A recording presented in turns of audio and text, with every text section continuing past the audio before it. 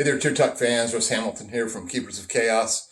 Anyway, had this thing happen the other day. I was in one of the forums, and there was an officer who had asked a question in there.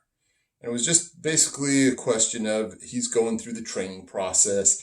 He's at his institution. And you know what? I guess he's just kind of having a hard time picking up a couple of skills, a little bit of a hard time maybe talking to the inmates, and he's just asking for some advice. So I got in there and I rattled off a couple of things, and some other guys got in there and stuff. And then someone else came in and said, just go find another job. And it really struck me, the position that corrections is in right now with regards to not having enough people. You know what? It is absolutely true that this job is not for everybody, but that doesn't mean that it's not for anybody. That doesn't mean that you can just, say, well, you know what? You've been here a couple weeks or whatever. It's just not working out. Go along. It's not the way it works, folks.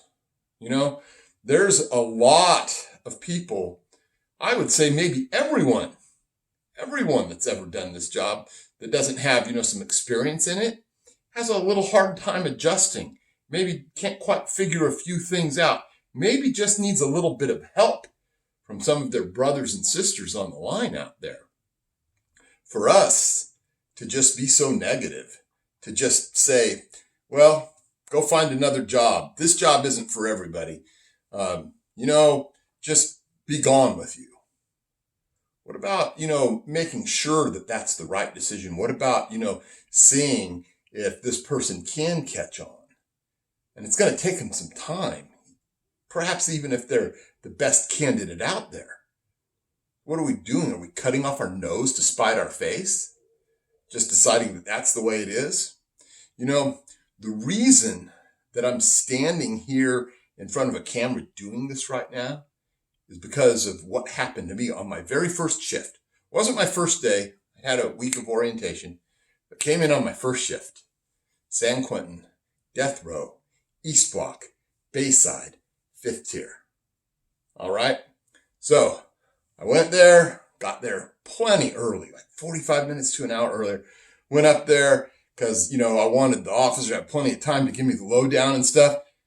He just kind of looks at me, drops everything on the table, the keys, the baton, the radio, the cuffs and everything, and just turns and walks away.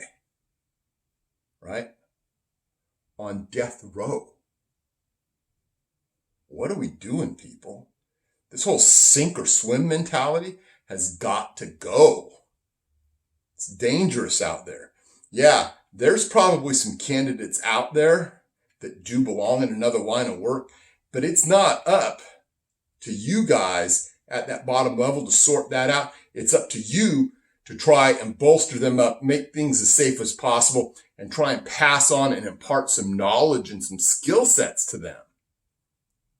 And, this is not the first time that I've run into this out there, and I think that we really need to take a step back and look at what we're doing when we're calling ourselves professionals. You know what a professional does?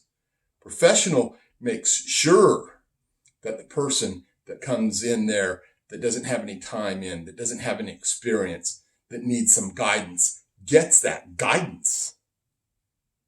So let's make sure we do that. You've got some officers out there on the front lines that are the haters.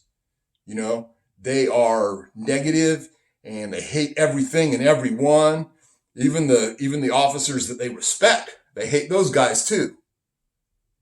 And so when someone new comes along, they just hate on them more and put those people in a position of not having anyone there to back them up, not having anyone to guide them along.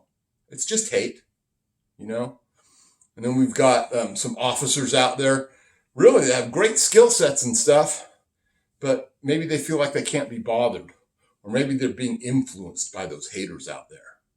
Let's not be those people. Let's be those, consummate professionals that get in there and try and fix that person. And I think everyone, when they first start, needs fixing. You know, I'll tell you, man, my first year was a rough one.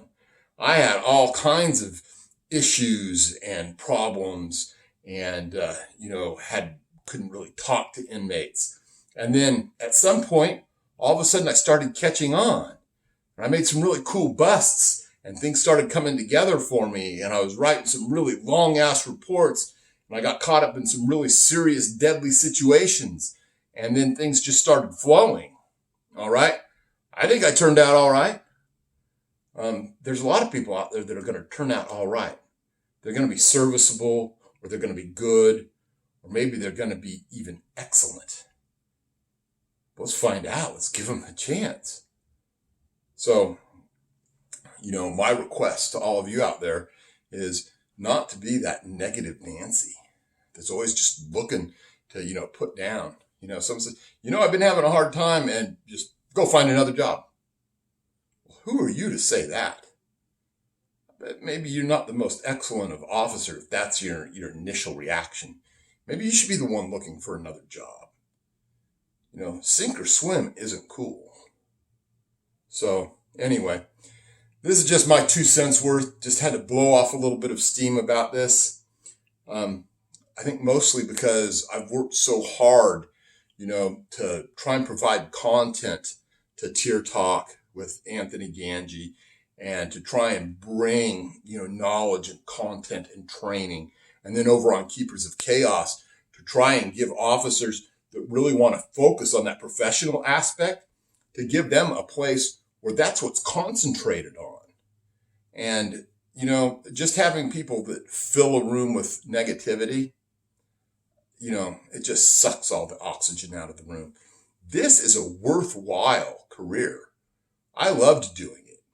That doesn't mean I loved every minute of it. It's hard. It's difficult. It's dangerous. And sometimes you don't know who the enemies are. Except for the inmates. You always know them.